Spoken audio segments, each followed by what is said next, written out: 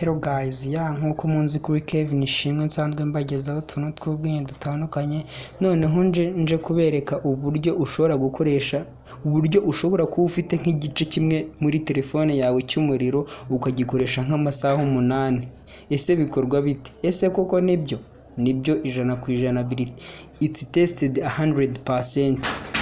Uraza muri telefone yawe ukajya kuri setting, ushoboye kujya kuri setting ukajya hano kuri search box acingamo power save. Cyasinge kubera nyifite ari application reka ariyo nkoresha. By the way, ushobora no kuba utafite muri phone yawe ukayidownloadinga uciye kuri Play Store. Wowe ujya kuri power save ukahakanda. Wamara ukanda kuri power save, urabona tuno tuntu turi mu nguni hejuru, tuno tuntu dutatu twa rectangle n'akandi kameze nk'ikaro ukadukandaho, naha mu mpande ukanda. Wamara kwakanda urabona ahantu handitse power save whitelist, power save whitelist, power save whitelist, ugahita uhakanda ugategereza karodinga. Izi application murazibona. Wenda ushaka ko application iyi imwe gusa ari iri buze gutwara umuriro wawe. Wenda ngewe ndashaka kwikoreshereza Facebook Lite gusa. Facebook Lite gusa ari yiza gutwara umuriro wanjye gusa. Ndaza izi application zose murabona ko zifunze. Wenda kanzifungure zose, murabona zifunguye. Ubu ngubu gutya zifunguye zose. Ubu ngubu umuriro uri muri telefone yanjye niyo yahaba harimo ibice 5, iminota 5. By the way, umuriro wawe ushizemo. Ariko reka nze mbere ku buryo wakoresha ku buryo igice kimwe wagikoresha amasaha 8 kandi telefone yawe itaragera gute, itarazima. Wowe uraza application zose ukazifunga, application zose ukazifunga. Murabona ko zifunze. Hano hejuru hari ahantu handitse ngo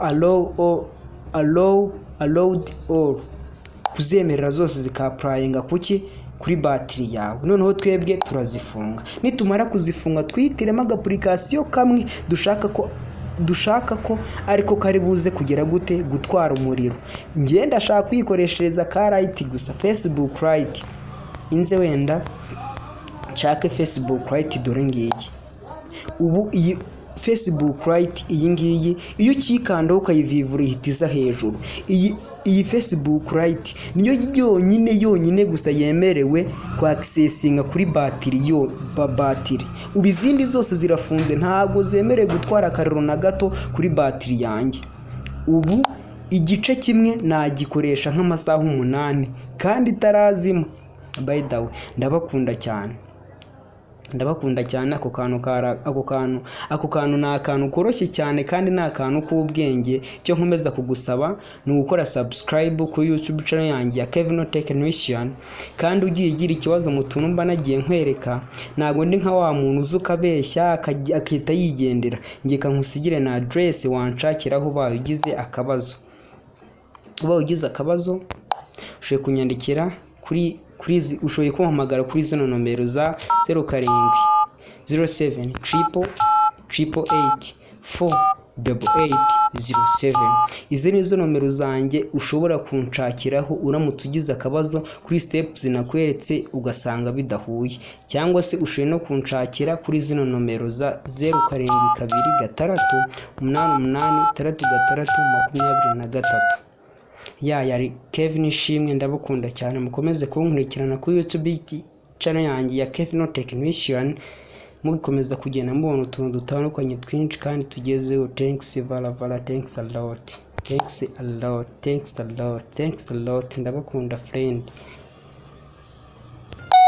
My friend, I always tell you that you don't remember to subscribe in a way of getting new updates to my YouTube channel. Thanks a lot. Thanks again.